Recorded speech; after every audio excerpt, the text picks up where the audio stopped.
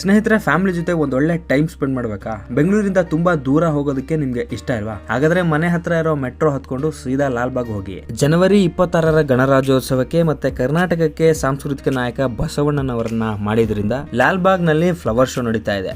ಜನವೋ ಜನ, ಎಲ್ಲಿ ನೋಡಿದ್ರು ಜನಸಾಗರ. ಈ ತಿಂಗಳು 16ರಿಂದ 28ನೇ ತಾರೀಕು ಲಾಸ್ಟ್ ಇರುತ್ತೆ. ಟಿಕೆಟ್ ಬೆಲೆ ನೋಡಿದ್ರೆ ಚಿಕ್ಕವ್ರಿಗೆ 30 ರೂಪಾಯಿ ಮತ್ತೆ ದೊಡ್ಡವ್ರಿಗೆ 80 ರೂಪಾಯಿ ಟಿಕೆಟ್ ಇರುತ್ತೆ. ಸಖತ್ತಾಗಿರುತ್ತೆ. ಫ್ಯಾಮಿಲಿ ಜೊತೆ ಅಂತೂ ತುಂಬಾ ಎಂಜಾಯ್ ಮಾಡ್ತೀರಾ. ಒಳಗಡೆ ಹೋಗ್ತಿದ್ದಂಗೆ ನಿಮ್ಗೆ ಬಸವಣ್ಣನವರ ಪ್ರತಿಮೆ ಕಾಣಸಿಗುತ್ತೆ. ಅದ್ರ ಹಿಂದ್ಗಡೆ ಕಲ್ಯಾಣ ಮಂಟಪನೂ ಸಿಗುತ್ತೆ, 12ನೇ ಶತಮಾನದ್ದು. ಎಲ್ಲಾ ರೀತಿಯ ಹೂಗಳು ಕೂಡ ನಿಮ್ಗೆ ಕಾಣಸಿಗುತ್ತೆ. ಜನ ಅಂತೂ ಸಿಕ್ಕಾಪಟ್ಟೆ ರಶ್ ಇದೆ. ನೋಡ್ಕೊಂಡು ಈವ್ನಿಂಗ್ ಟೈಮ್ ಅಲ್ಲಿ ಹೋದ್ರೆ ಇನ್ನೂ ಉತ್ತಮ ಅಂತ ಹೇಳ್ತೀನಿ.